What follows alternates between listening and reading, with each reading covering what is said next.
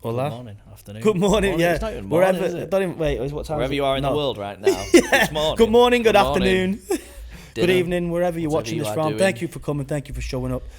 Episode. Keep it classy, San Diego. What are we on? I don't even know anymore. But We're in the top. We are in the top fucking percent now. We're up there. I'm sure that there's a statistic. Those are that bet me. Dip. That says if you're in the top, like I'm sure it's about 20 episodes though.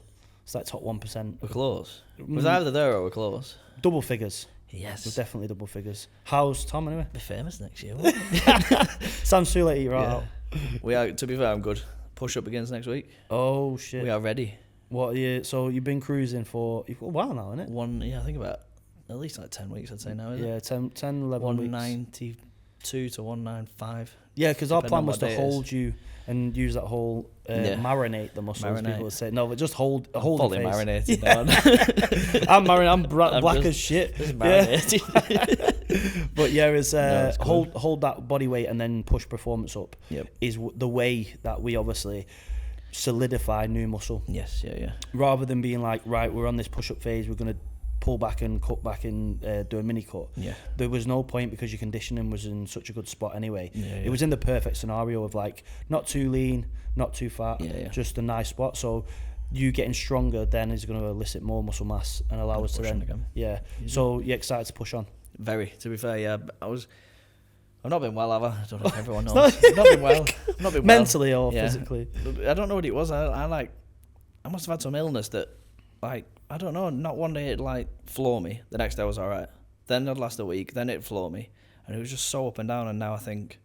What did it feel, or is it like flu? Or? Just energetic. I mean, we spoke about it before regarding the estrogen side of it. I think my estrogen climbs randomly. I don't know. I think that didn't help as well. And then, obviously, we've kind of sorted that side of it out. But I think it just didn't help that side. But it is like flu. It just wiped me out. Probably from like obviously seeing everybody in the gym and fucking being in that environment. If there's a virus going around, I'm shaking hands with someone who's, you know what I mean? It's just like and then I catch it from you. Yeah. And then I'm like, you text me in the morning saying, "Are we training?" I'm like, I am fucked. Are you okay today? Yeah. Are you okay? No, we're fucked. And that's another thing with training. Yeah. You have to like basically make the decision on the day. Yeah. Because if you go in and train. Everyone has these things like, oh, I'm only training 4 times a week, or I'm only training 3 times a week. But it matters about what you do in them sessions, not the amount you train. Yeah, I've always said that since I remember when you come to the gym and I remember when you first. It wasn't in lockdown, by the way. It wasn't in lockdown at all in 2019. Yeah, I'm a professional athlete. I could do what I want. No, to be fair, and I remember you saying, I hadn't turned pro then actually. Yeah, you were. Oh, okay, yeah. And then you asked me, did I have rest days? I was like, no, I don't need them. I'm sound. You're like, all right. And then looking back now, from where we are now, I know what that all right means. Like, all right. What does that mean? It means like bollocks. Like it's instant. Like right, you're a fanny. Yeah, you're a fanny. Like, I know what that all right means. If someone says to me like, I don't really need rest days, bro. I'm like, you don't train. Like, you that's what it means. That's that all right. So I'm like, oh, okay, we'll see. And then like 2 days into training, like, bro, I can't move. I can't move. Yeah. And that's the thing. I have clients. We had last week. Clients come down to train with us, and they've got I do pretty much their program for them. Yeah. But the way I would do it, like the way I would train, and the like exercise one just absolutely writ off. Yeah. But that's the intensity, and you only build that intensity and that mental capacity to train that hard over years and years, and then being exposed to harder training. Yeah, I think it comes down to actually like putting yourself in an environment with someone else. Because if you do it yourself, like I thought I was training hard, and then I'll train with someone like yourself, and it's like I've not even done anything. Yeah, like you've mentioned before, like. When you train with Tom Platts, doing the quads, like you didn't know you could take that far. When someone else is setting the actual like parameters for you and the boundaries and the limits, you can there's the whole saying of there's always 5 more, and there actually is always 5 more, 100%. And sometimes you can't do them sessions every single week because you just wouldn't. But I remember when speaking to Tom Platts and he did a seminar and he was saying he would only squat every 2 weeks. And it'd be like a whole religious thing where he'd bring his own bar, he'd have to be at the same time, and it was like so intense. But people would say, "Oh, only training legs every 2 weeks," but he had the biggest legs in the world. Yeah, and do that. So it's like, but the way he would train them would be beyond failure. Yeah. And so even does it now to this day. Like when I probably seen him 2 or 3 years ago, he would have 2 or 3 months where he'll go back squatting, and his missus is like, "Oh, for God's sake!" Like, and he'll get up to like ridiculous amounts of poundages at 60 odd years of age. Wow. But he just loves it. He's like, there's something test. about that challenge and about put yourself through that is it really is like a leg day. I know it sounds cliche, but a leg day does test people's character. Oh, massively. Like I have it when when I used to PT back in the way you said that, when I used to be in CEOs, and I'd be like, "Oh, I want you to PT me." That's fine. I'll give you your first session for free. Yeah. It'll be leg day, and then I will decide if I can PT you. Yeah. Because that'll tell me everything I need to know. Yeah. And people would drive 3 hours and do one exercise and be. Who was the client? Oh, don't know names. You can't know names. But you did have that client who wanted to be a bodybuilder. And he tried legs and then he retired. Yeah, he came. Yeah, he came for the session, didn't he? And nowhere I don't think he did the full session. He probably did 2 exercises and was like, "I can't." And I was like, "Bro, like it's leg day, like you can." Yeah. And he was like, I don't want to. And I was like, "You've travelled like 3 hours and like I'm gonna still charge you." But it was like, and he just went, never ever did anything again. I'm like, okay. But again, that's the buy-in. Like, it's the buy-in to being able. Can you handle this? Can you train at this level? Yeah. If you can't, then you're not. Everyone wants to be a pro. Well, everyone wants to be a top bodybuilder or competitive bodybuilder. But you either got it. It's like running. You're saying it. Everyone wants to be a bodybuilder, not lift heavy ass weights. No, severe. Yeah. So it's So that's like with the illness, with the training side of things, it is a matter of just. Especially living in the UK, you wake up, it's like, am I feeling like absolute dog shit? Yeah. I think Jordan alluded to this on his story the other day. It was like the fucked scale. It was like, am I fucked? Am I really fucked? Am I fucking stupidly fucked? Then I'll deload. It's like, you've got to make that call. Like there's some, you as you get further on into bodybuilding or you like your career or whatever, you start to realize like today is going to be a shit set. Like I've done it before. I've come to train with you. Yeah. Oh, yeah. And I've done one exercise. I'm like, nah, bro, I'll spot you. Because sometimes it's not, if you're not, I'm a big fan of logbooking. If I know I'm not going to get the numbers, it's like, what am I doing? It's subpar, isn't it? Yeah, because it's just a waste. And then I know if I'm knackered and I generally need a deload, the only thing that's going to do is take away from the next one and the next one and the next one. And it's only so long you can keep going until you go, I look at it as like it's accumulating weeks of good sessions together. Yes. Rather than, so we used to do it wrong, like again, leg day. I would start going stupid on leg. I'd have someone to piss me off or something had happened, and I'd be like, I'm going to take this all out on this hack squat, and I'd do all the weights on the hack squat for like 20 reps and bury myself. I remember once you was wrapping your knees up, and I'll not name names, but he decided to show you a photo of something on his phone at the time of wrapping your legs up. Oh, for before a set? Yeah. I'll never forget that, and that was one of the What did I say to him? Can we swear on that? Yeah, of course you can swear on it. It was along the lines like, get the fuck out of the gym. So I said, I don't give a fuck. Get that out of my fucking face. Because in that moment in time, pre-set, I'm not being a knob. Just if I'm going to hack squat, whatever I'm hack squatting, I don't even count in kilos, just plates. If I'm going to do like 7, 8, 9 plates aside on a hack squat, I'm about to kill someone in my head. Like, I'm like it's adrenaline, it's that, and then I remember he's showing me this pit. I'm like, bro, I could get the fucking. Yeah, I had the same thing when I'd first got with Caitlin. Why? And I was ready, and I think it was on the pendulum, and I was wrapping my knees up, and I shit you not, sorry about this. She'll watch this, and I was wrapping my knees up, and it was like, it was PB, and I was ready. We even had like Rob Bailey screaming. I was fully ready, and she come over, mate, and she's like, take a look at this carrot cake, and I was like. But you know when you've just got in a relationship and you're like, not now. Like, trying to be so nice. Fuck off, you stupid. You're trying to be so blessed. I was like, just basically be yourself, just Tom. Not drop now. But that was a similar time. You were like, right, can you come back training? No, people don't understand that sort of mindset. Until they see it, but now she knows if we ever train together, she's like, I'll just leave all the carrot cakes down. I'll just leave my phone down because it's not like, I never used to use my phone at all. Like in the old gym I used to train at when I first started training, the guy would throw your phone. Wow. John would throw if you're on your phone, he'd literally take your phone off you and throw it. And no one would say fuck all to him because it's like, gym, or you could put it. There was a box in the office, and you could put your phone in the box. Yeah. And then you just train, Right, like like a crate. Yeah. Everyone's mobile will have to go into that crate. People going in with like Nokias pulling out iPhones as they leave. So, like no one would rob anything. They didn't dare. No, but it was not like from there, to be if fair, no. the same thing. If a phone was ringing, if it was on loud and it kept ringing in the box, he'd go out and be like, "Who the fuck is this phone? Your missus is ringing, you soft prick." So that was class.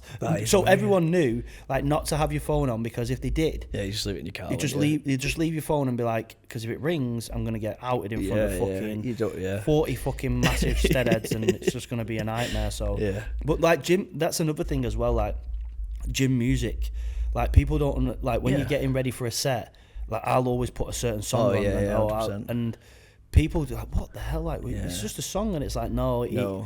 It's a massive factor. Like if you look at like sports psychology, like the music that you listen to or the thing that's in like plays in your head, it's going to be a massive factor to trigger emotion. 100%. Yeah. So if you keep putting fucking Lady Gaga on, I'm like, it's just not going to work. Just don't have it on when you're into it. Yeah. Honestly, everyone's like, Ryan's in. I'm like, how do you know music? But then it's weird because certain body parts I will train to certain. So like I can train to grime, rap, hip hop, like chest or arms and something. But then if it's legs, it's got to be like Slipknot, back and stuff. Backs. But I can't train to dance music because dance music is like me being happy. And I'm like, when I'm training, I don't really want to be happy. I remember when I took over the gym, like coming up to 5 years ago now, and I remember going in, and it had like 100 members. It was terrible. Like it was falling through, but it was good. Yeah, it had gone in about 3 months, and I turned the music up, and I'll never forget people coming over. Can you turn it down? It was like, no. This gym is on its ass, and there's one reason, and it's because of music. No atmosphere. Nothing. I turned it up, and I remember I was blowing speakers. The sound system and that crap, I was just blowing speakers. So I went, and they was like, oh, good. The new speakers are out. Everyone was like, oh, good. And I pulled them out, mate, and they were like this. Massive ones. And everyone was like, what the fuck? And we lost. I bet you we lost 30 members in a week. But that's creating a culture. That's creating... like you say, creating a community, and that's what you have to do. You have to be like, this is what we want the gym to be like. All coaching, we want our coaching to be like this. This is what we stand for, and we're not going to pander to anybody else of like, oh, if you're not down for that or you're not into that, it's not the place for you. But I don't think the people realise the gym was that close to folding. If we hadn't done it, it had gone. And then we got obviously had the video down, it showed it had loud music, and everyone in the area was like, whoa, and then bang, complete new audience. But we've been to gyms before where it's like a fucking library, and they've got the radio on, and I'm like, what the fuck? But I think as well, these like people with headphones on, I know everybody wants to listen to their own music and stuff, but it was Dan in the gym, he'll watch this as well, hi Dan. Dan in the gym, he was saying he used to train at a commercial gym, and nobody fucking talks. No one talks, no one interacts, and if you actually say hiya to someone, it's like you asked to shag the missus. It's like, what the fuck? Like, I'm only saying hiya. Like, and they're like, oh, we're in the same gym at the same time every single day. Using the same fucking weights. It's like, well, just all right, mate, what's happening? And like in your gym, it's like everybody is mates with everyone. Do you know what I mean? Whether you're fucking 60 years old or at 16 years old, we're all just mates spotting each other, and he even mentioned it, didn't he? Saying like when he sees us doing X amount of hack squat, it then fires him up to be well, I can't fucking, or he shows what's possible. You know what I mean? Should go to. I remember I went to, it was Edinburgh, over Christmas, and I tried to go in a pure gym. I had to leave. I couldn't deal with it. No, like the silence and you hear people's shoes like walk, like squeaking. Like, I had to leave because I didn't have headphones or anything. So I'm just like, I've got to go. I can't. I lasted about 7 minutes in the gym, and I just can't deal with it because then I'm watching people on machines, and me being the guy that I am, I'm like, I want to tell you that's completely wrong. It's completely. And half the time I say to people like, it's not because of the effort that you're putting in. You just don't know what the fuck you're doing. No. So it's like you're on a fucking ab machine trying to do like fucking curls, and I'm like, that's not. But that's the culture of them gyms about not talking to each other as well, because no one will. So no one asks. So then everyone's just. And the thing as well is, people will say this all the time. If someone like me or anyone goes over to a person to help them genuinely, it's like, oh, you're undermining them, or you're belittling them. And you're like, what? Like, why the fuck have someone got all this knowledge and not going to share it? Well, that's the PT's jobs. The PTs don't know what the fuck they're doing in them places. So it's like you're screwed. So then everybody gets to that position where everyone's doing it fucking wrong. Yeah. No one makes any progress, and then they go, it's because he takes steroids. Yeah, that's it. And you're like, that's the only reason. Okay, cool. When we've got natural guys who are fucking better than most. Frighteningly big now. Yeah. Like some of our natural clients, the transformations are unbelievable, and people are like, must have took gear. I'm like, It would have been easy. My job would have been easier if they did. Yeah. Oh yeah. It's proving it, isn't it? Like, you have to prove they didn't. But it's the culture now is mental, isn't it? Yeah. But so the push up will start Monday. And then your food. What's your food at then? 4. Near enough bang on 4. That's 3-6 good. rest day. Easy then. So 4. Yeah, 600 carb training day, 500 rest day. That's not bad. Fats and protein the same. Like for people who don't know, you don't have a set meal plan, do you? No. So I eat relatively the same every day, but I'll just go on outfield. So some morning I'll have cream rice, some morning I'll have oats. The other day I had rice cakes. I have a lot of fruit. Some days I water fruit. Some days I just like to vary everything. This is what's is good as well, because if you're not married to one, so once you can work out food and once you know like the amounts of food, and you're not married to one. I did a diet plan for someone yesterday or the day before, and he was like, "Whoa, like what about all these different foods?" And like I didn't know I could eat that, and I'm like, "Why can't you eat that?" Yeah. It's not a definitive like caramel rice cakes are worse than cream of rice. They're both carbohydrates with low fat. So your body doesn't have a clue. It doesn't have a clue. It just process it. Yeah. So he was like flabbergasted that he'd had all these different like food sources and stuff, and I'm like, because one, you're not going to get intolerable loads of stuff, and two, you're going to enjoy it. And then I had it the other morning. I'd fucking not bought any bagels, and I was like, oh shit, right, well, I'll just eat rice for breakfast. Well, like I'm not bothered. I'm no, because it's the same. The body's not going to go, he's not had his bagels in the morning, he's not going to put no muscle on. So that intuitive sort of eating, what people get the wrong gist about is they think, he just eats ice cream and he'll eat pizza and he'll eat chocolate and he'll eat, and it's like, well, no, you never get your fucking protein in. No. You know what I mean? If you did that, you still have to eat decent food sources and hit micros and macros, but it allows you that flexibility, doesn't it? 100%. I think I mainly went onto this because of my first prep. Everyone knows how bad first prep is, but post first prep, I won't say I was terrified, but I was borderline terrified of eating anything else. Right. Because I'd eaten the same thing. And it was like, no, you can't have that, you can't do this. And it was almost like training yourself to eat like anything again, different foods. And that's why I always said, like, I never diet down just solely eating ding, ding, ding, ding, ding. I think as you get towards the end of a prep, you need to. But spending like 16 to 20 weeks doing it is a bit. I think it's not even a necessity thing. I think it's an ease. Like, I get to a point where I'm like, I'll just do chicken and rice because I'll just prep a shitload of chicken, put it in. I think you get to a point where you're like, I'm not even asked about food. You're like, okay, so I'll just eat oats whey, chicken rice, oats whey, done. And like that's being a boring bodybuilder. But why I always say about yourself for lifestyle clients that it's better, because I genuinely, you'll do probably 4 or 5 meals per meal. But options. I can't even think, because I've been bodybuilding for so long.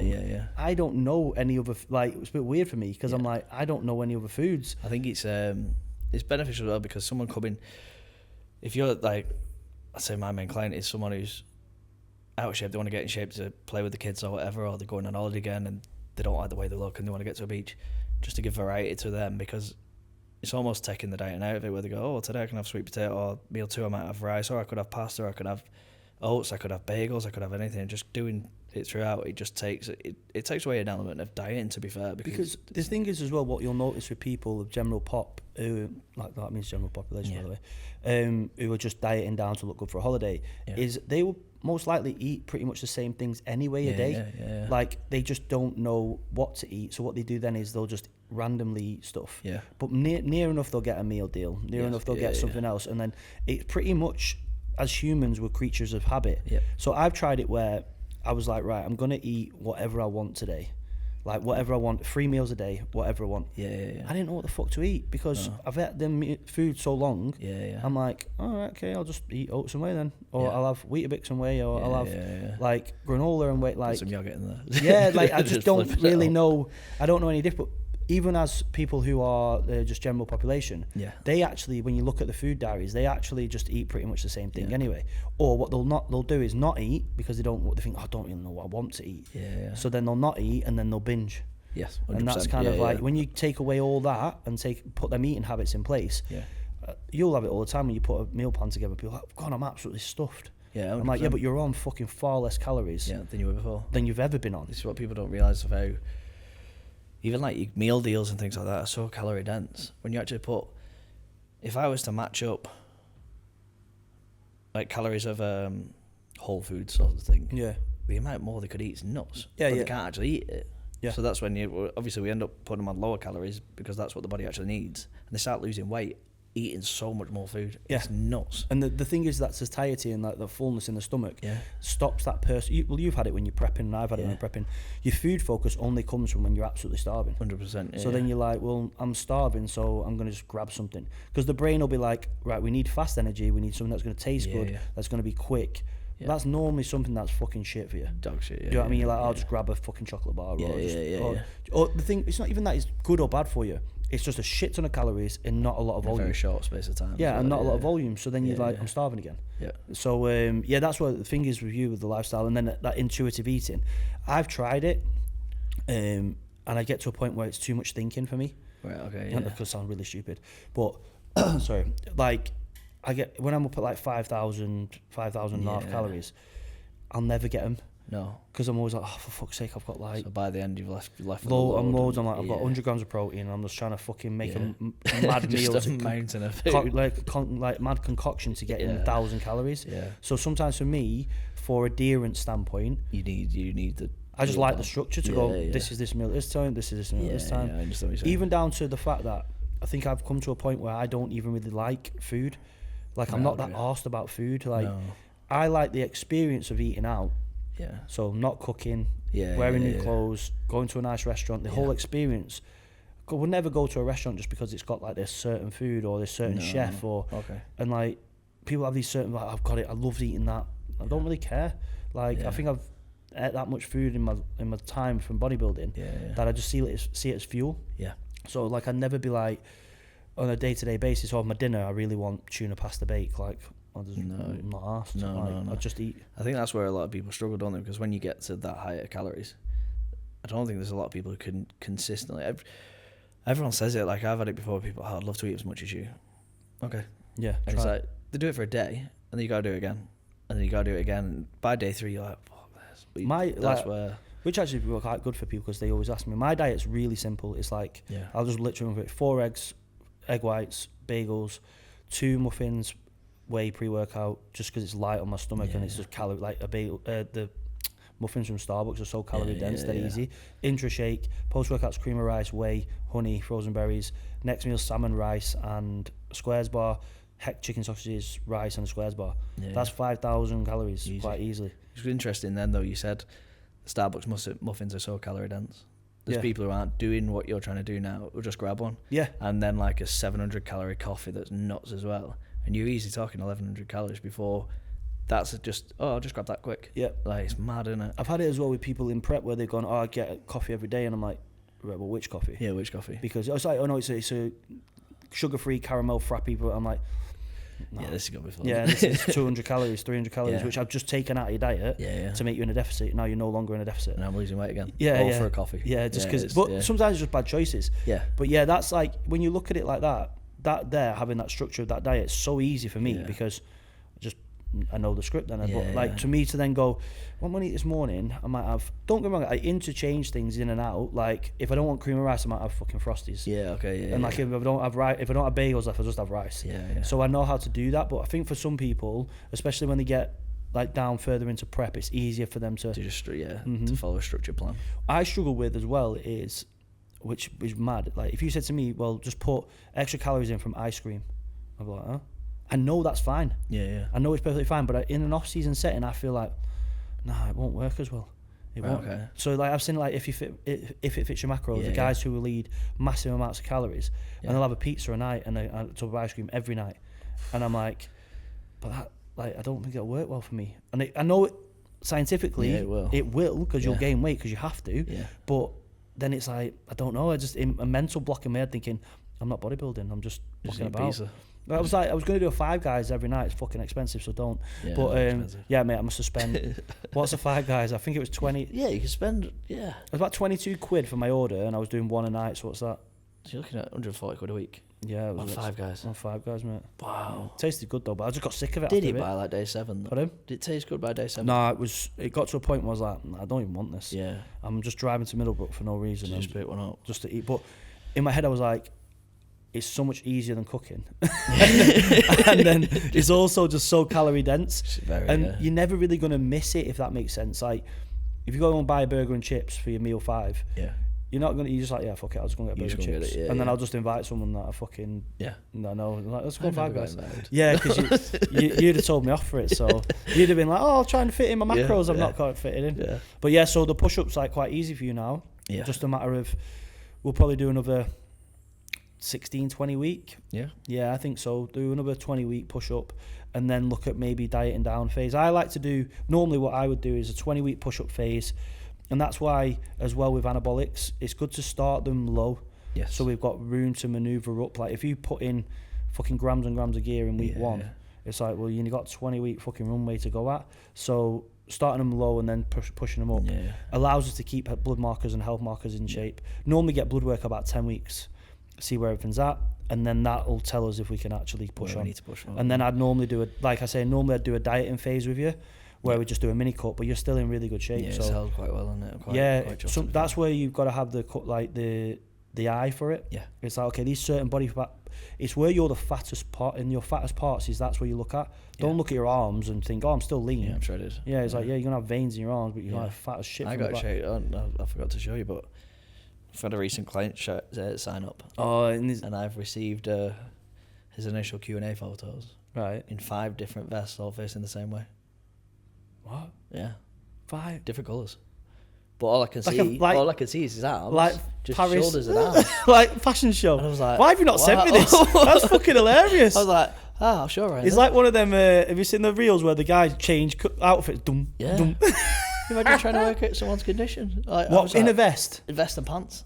I was like, yeah. I look good in the vest and pants, to be fair. Like, I'm shredded. I was like, I need a bit more than this. Yeah, just take your clothes off. Please. Maybe we should just go for like finger. Yeah, mate, just shredded. Like, no, send me a picture of your forearm. Let's have a look how muscular your forearm is. You need more food. Yeah, you need. But why would you do different coloured vests? I don't know.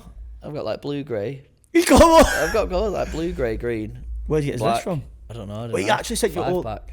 Yeah, he must have been. 5-pack. Yeah. But why would you send the same? Was he in the same spot as well? Yeah. I think different days. But why? I don't know. What? It really confused me. Do you know, there's a... well, they might watch this, but it's so weird when people like, oh, goal physique. It's not weird at all, sorry.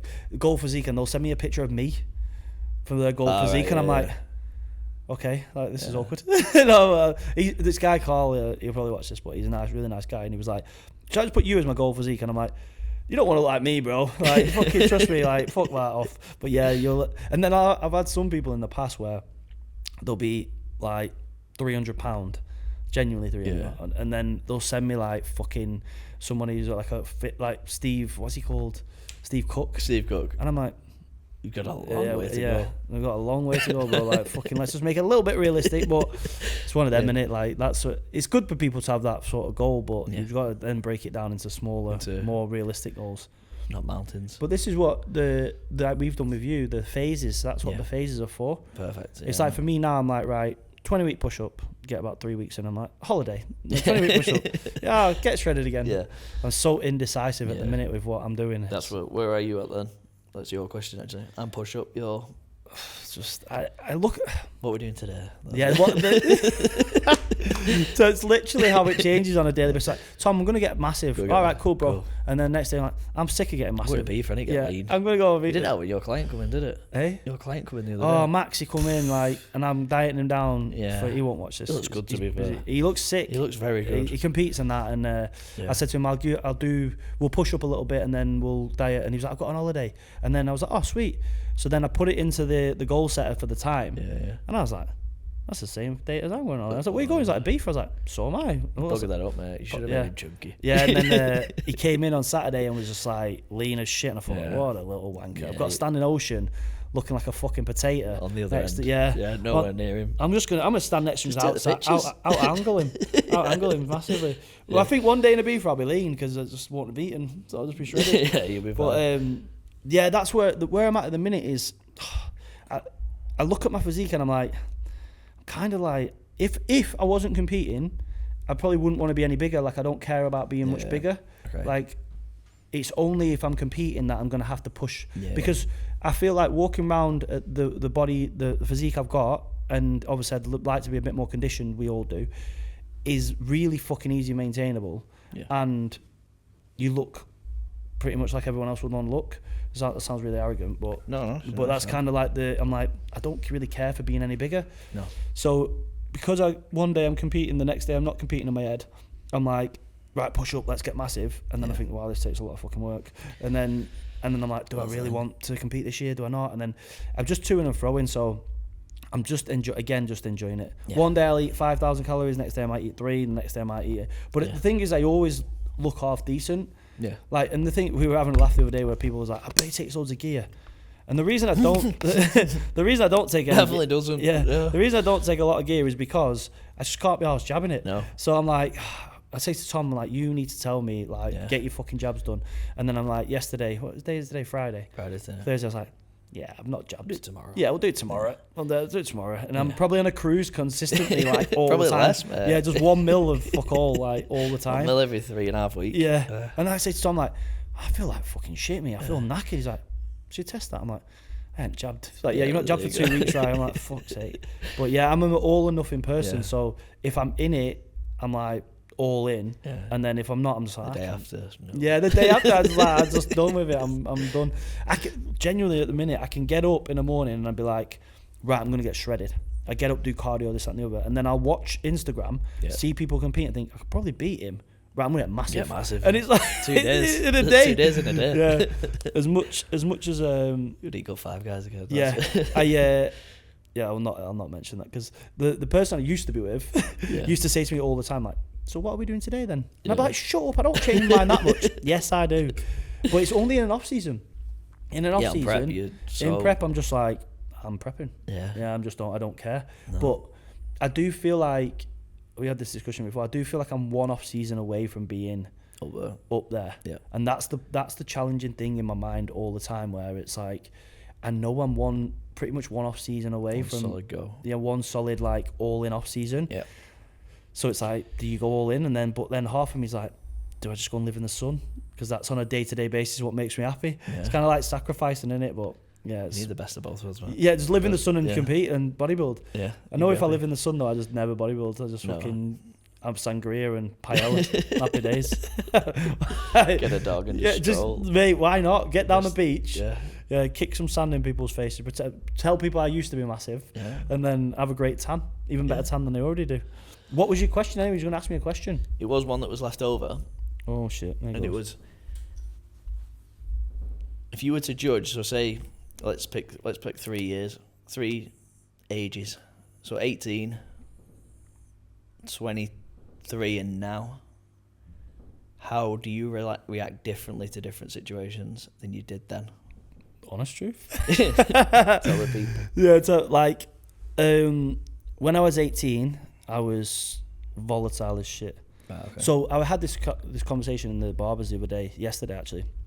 Some lad said, is roid rage a real thing?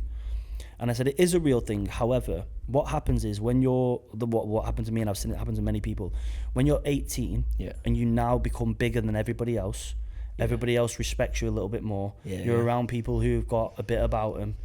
You then get this ego about you that you're like, I'm invincible, like, I'm untouchable. Okay. Like, what are you going to do about it? Nothing. I genuinely used to be like that. I'd be like, go on, what you do? I thought nothing. And that was what I was like. So any confrontation, I'd literally just be at the forefront. I would antagonize the conversation. This is going to sound really psychotic, but I'd sit in a restaurant and think, if that guy fucking kicks out or he says something, I'm going to do, and I'd plan it in, like a John Wick thing, I'd plan it in my head, what I was going to do to it. Like, that's a bit weird, but I'd literally sit there and think, if I walk past them, go to the toilet, and he says something to me, that guy's there, he's there, and I'm going to hit his head against that, and I think, I'd do all 3 of them. And that's the way I was. But then I used to say to myself, it's everybody else. It wasn't, it was me. It was you. It was me. So then, like, when then obviously you end up looking at like consequential thinking, like the ripple effect, and actually delve into like the psychology of of people. So for example, if people don't know about consequential thinking, it's like what are the consequences of my actions? So if I'm going to hit this guy, this is going to happen. Or if I'm going to kick off this person, this is going to happen. Yeah. So now taking a step back and controlling your ego and pride, at around 23, 24, I was at a point where I was like, I really need to change the way I am, because if I don't, then I'm just going to, end up in even worse situations. End up in a bad situation. Or like to a point where other people could be in really bad situations as well. Do you know what I mean? Like life-changing stuff. Yeah. So that's when I started looking at like consequential thinking and looking at like me as my behaviour. So I have this thing where people go, oh, they made me. Oh yeah, but if they didn't, no, it was you. It was always you. Always like you've got a choice to react. And then now, like, I'm completely different. Completely.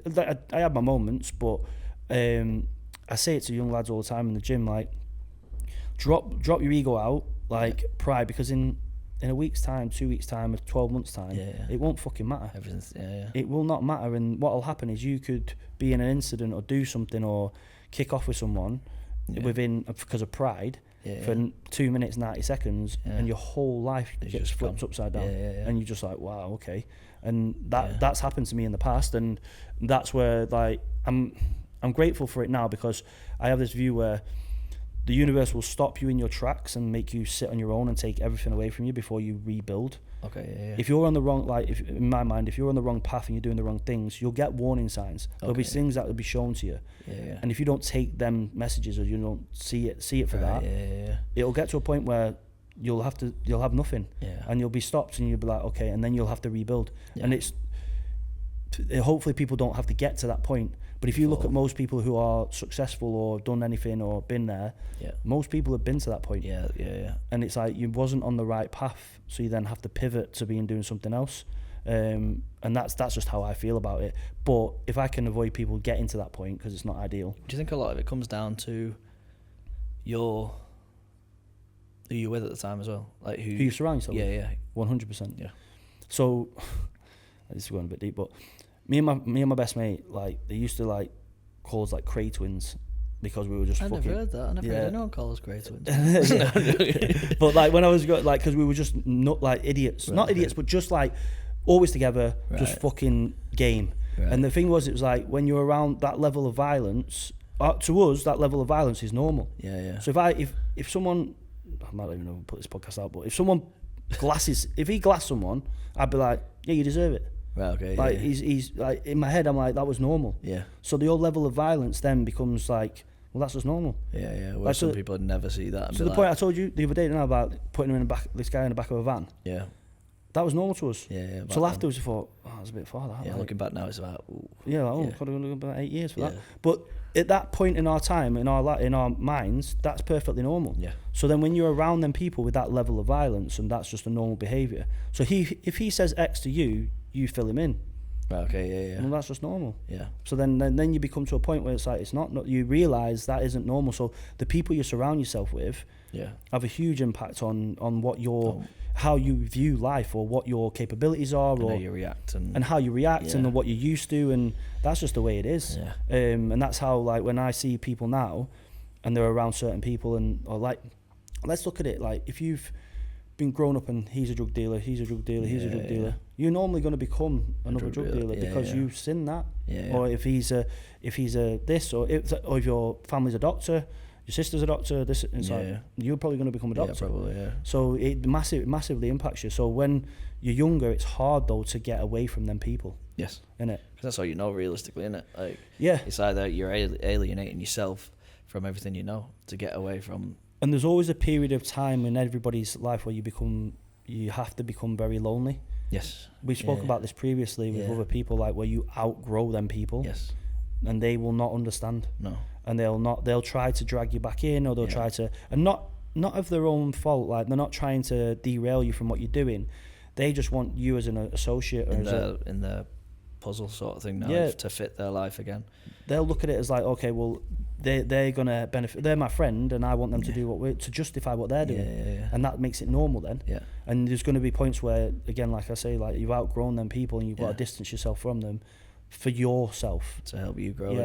Rather than being like a people pleaser and being like still dragged into that shit. It's a matter of thinking. But the way I react to things now. Luckily, I have you, because I'll just message you and say, "How do I react to this? What do I do?" Like, but that's what you've got to learn, is like that consequential thinking. Is like, when you become, I look at it now as you're pretty like a Nathaniel. Like you're dumb as shit. Like, and it's a dumb way to look at it. It's like, I hit you with a hammer. Like, it's no thinking. Okay. It's like, oh, you do this, I hit you. Like, it's stupid. It's absolutely, yeah. So then it's like, actually, if you step back and go, how would an educated, like, intelligent person deal with this? Then I asked Tom. And he educated, but no, but and he'll tell you. So that's the thing, is like, when you're growing up, isn't it? Like, the different situations. But like I say, leading back to the roid rage thing, because obviously this is a bodybuilding fucking podcast. The lad asked me in the bar, was like, is it true? And I was like, I just think people then treat you different. Yes. So when you become bigger, and I've done it before, like I've been at, say, 16 stone. Yeah. And then unfortunately came all the way down to 11 stone for shit reasons. And the way people treat me was 100%. Like, wow, that's so different. Yeah. Like, where I was still massive in my head, and people would treat me with respect.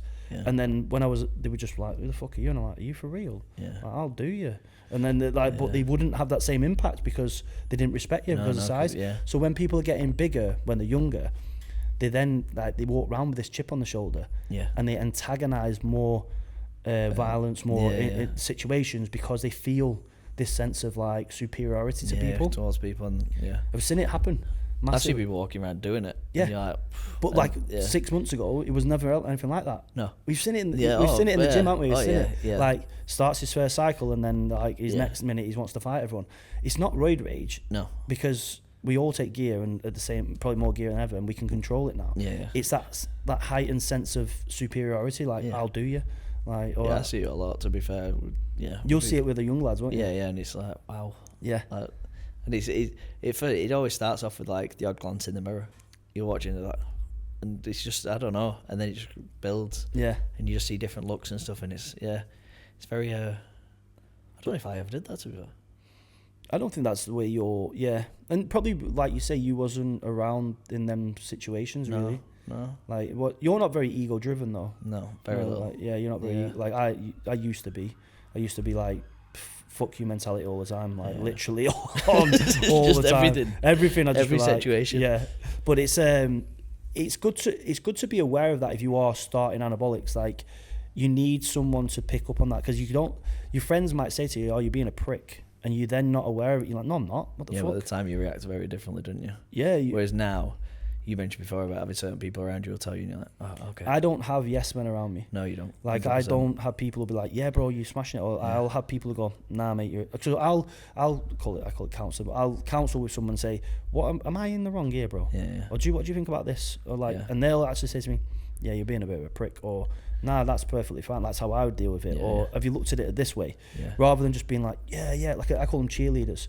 They'll just be cheerleaders and just be like, yeah, you right, mate. Yeah, a lot of girls do that to their friends. Yes. Even if they don't think it's right, they'll still say, yeah, you're right. It's the wrong thing to do. Yeah. Because you need someone to pull you on your shit, because you're blinded by emotion. It's good to have as well the people who can say that, like, have you seen it from this side? And you never would have done. I do that to you a lot. And, until you hear someone else say it from that side, it's like, oh, right.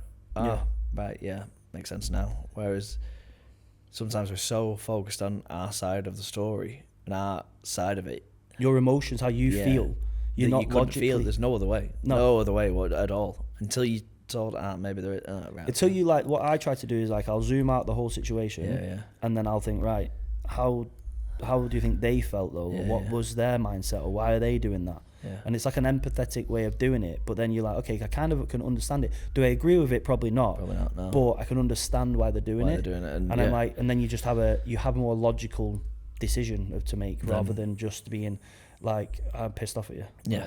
Because there's just never really end well.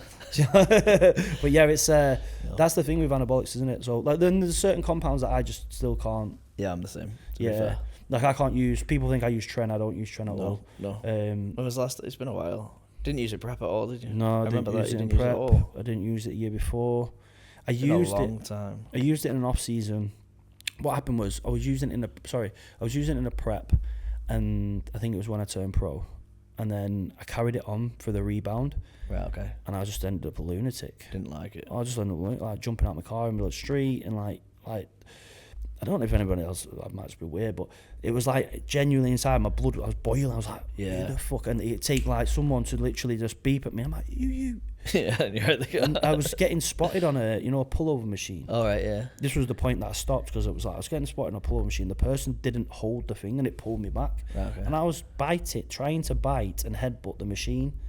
Well, like the other day when I kicked off a bit in the gym and kicking shit Which around. one was that? When I was doing hamstring curls. Yeah. But I was like headbutting the machine and I'm like, what the fuck am I doing? Yeah. Like, what? But involuntary, that's how I felt to act. And I'm like, you're a dickhead. Oh no, I used it. Remember, I used it a few months ago. Yeah, you did. Yeah, and then Tony had to stop me. Oh, yeah, I remember that. Yeah, he was like, I never had that. To be fair, I know a few lads have had it. I've never had.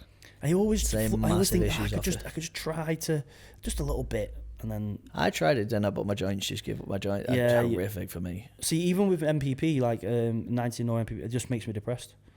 I don't think no. I just feel like I'm like, what's the point? It's been a long time if I have used it that I have. So then that's what I mean with anabolics. It's like there's certain things that I've used in the past that were perfectly fine. Yeah. And then I've used them now, and like I'm a different person. I mentioned it the other day. There's a client who's just signed up to do the 8-week Elite Physique. Starts on the 6th of May. Space is still available. Yeah, a few.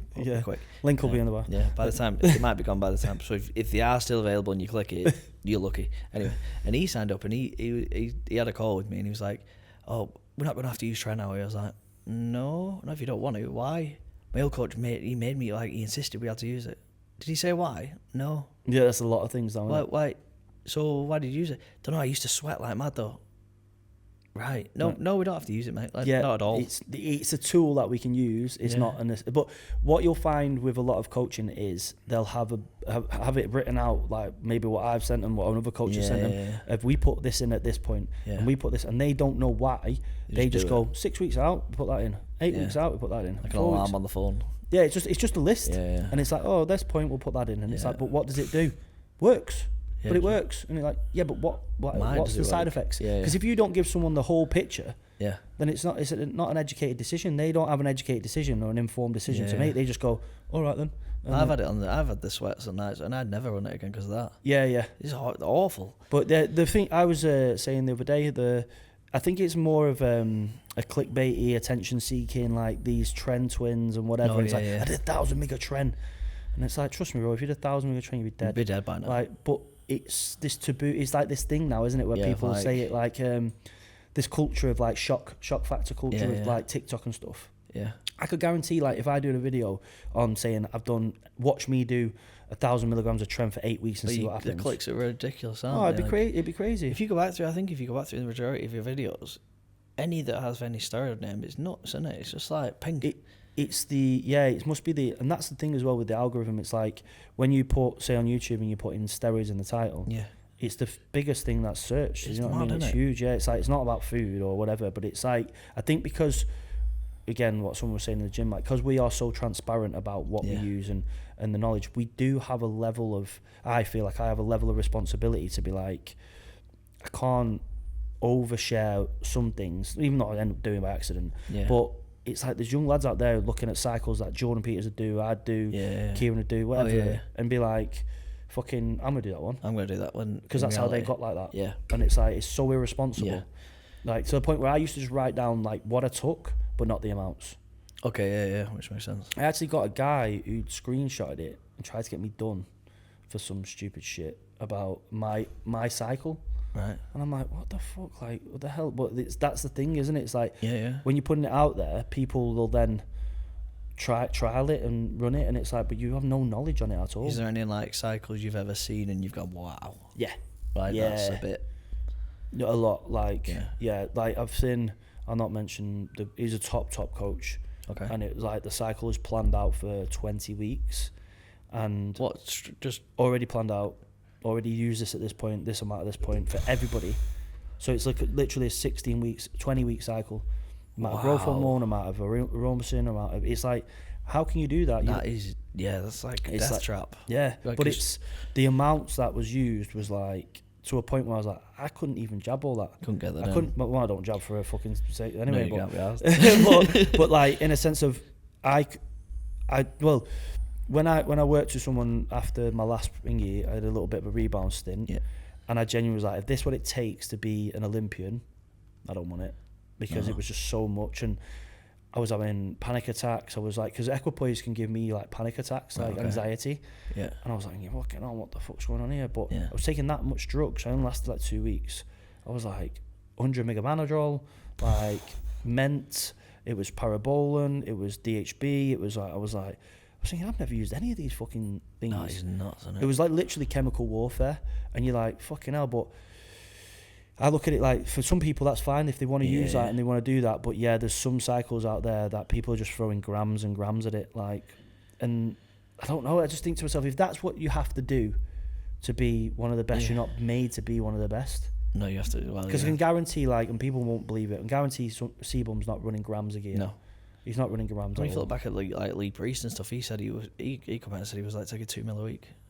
Yeah, like I've seen, freak, like, I always use Mark Hector because it's the only person I've seen, but I've seen like summer cycles Mark Hector's done. It's £300, it's huge, and it's just like, I'm like, it's the same as what I'm doing. Yeah. Like, and I know because Cal's there when he's doing it, writing it. So it's not like Mark's just doubling it. No. Do you know what I mean? It's like he's writing it and Mark's £300 and he's just running 6 hours of GH and, like, you know what I mean? Like bog standard stuff. Yeah. And it's like, fucking hell, like, why the fuck am I not? I think I remember seeing like Rich Piana's bigger by the day cycle. But he was the first ever sort of shock factor. He was sort of shock factor, wasn't he? Like, look at his fucking arms.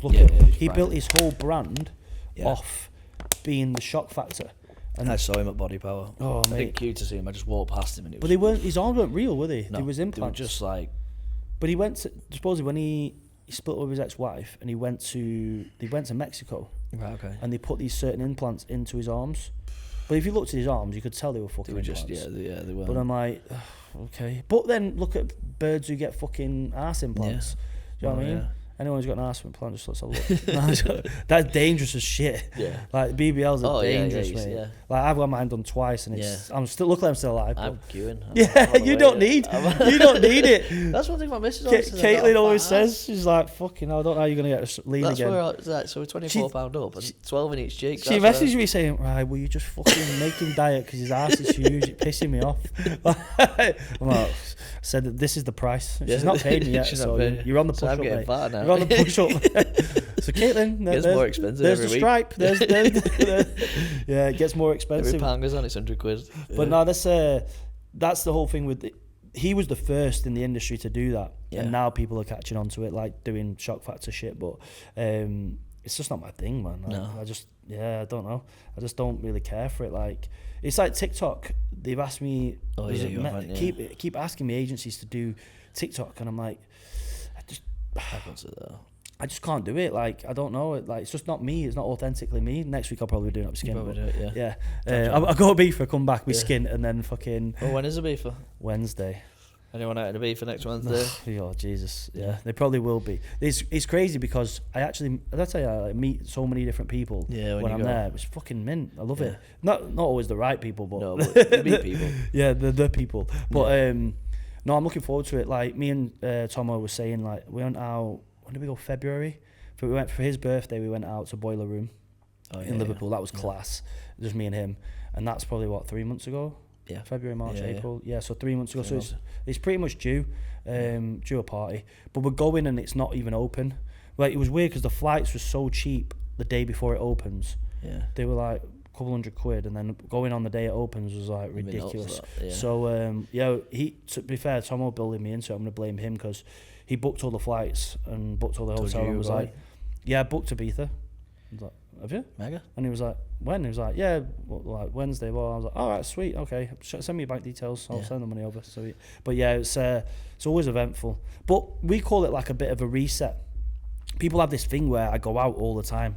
No, I don't go out at all. No. Like, I never go out, so I'll just go to like an event. So if I'm gonna go to a rave, I'll go to a rave. If I'm gonna go like Ibiza, I'll go Ibiza, and then it's a reset. And then I just have another like 3 or 4 months where I don't drink, don't do anything, and then literally, because I don't really see the point in drinking or going out for just the sake of going out. Just to do it on a Friday night. Yeah, it just doesn't appeal to me. It's not. I'd rather just go for food. Yeah, I'd rather go. I'm a food guy. I'd rather go for food, like go to a nice restaurant, have a nice meal, and then and then obviously like go to an event that's actually going to be right. We are going to get wasted at this one event. You're planning to get. Yeah, I'm all in. I'm like, right, we'll waste it. Maybe 3 days in the beef, but 3 days deep. I'm gonna do it a little bit more sensible. I say You're that, not, man. lad. I said I'm not gonna do any super clubs because like it gets to 3 a.m. and I'm like, I'm just forcing it. Yeah. But I feel like I have FOMO, so I feel like I'm gonna miss out if I don't go. So then I'm people like, go and I'm like. And then what happens is I get back to the room and someone will message me on Instagram like, are you not in like hi or you're not here? And I'm like, are you? Like, yeah, and I'm like, I'm coming. Yeah, I'm on my way. done. So take it easy next time. Yeah, yeah. And then get back and be about 10 stone and have to fucking put some weight on. Yeah. But yeah, that's where we're at with that side of things. Coaching's going well, 8-week elite physique's going well. Everything's moving nicely. We're just the thing is now as well, we're heading into like the season, so people are starting to get more and more shows coming up. We've got obviously more and more people starting prep now, which is great. Like I say, the 8-week elite physiques, the last one was amazing, wasn't it? I think we did 30 odd on it, didn't we? And we've kept the majority of them as well. Yeah, that's the one thing when people can see the quality of the coaching and the high standard of and the results. Yeah. It's great to allow people to get the results that they never ever fucking had or never thought they could or thought it would take them a year to get in 8 weeks, and they're like, oh, okay. Well, when we have that discovery call with them, we're like, okay, imagine the next 8 weeks. Because what happens then is you're not rebuilding somebody's habits and someone is eating like or training. It's a massive compounding effect. You're not starting from scratch. Nope. You're like, okay, we're rolling, progress is happening. Yeah. This is going to be tenfold now. Yeah. Do you know what I mean? So we're now moving. Yeah, that's the great thing about the biggest thing for setting out this year was just to help as many people as we could, and that's always going to be the ethos. Whether that's somebody who has never stepped foot in a gym and really wants to start, or somebody who's trying to turn pro at bodybuilding, it's just help them to achieve that goal. So that I'm looking forward to the next lot of 8-week elite physiques. 6th of May. 6th of May, done. Be there, right, it's been emotional as always.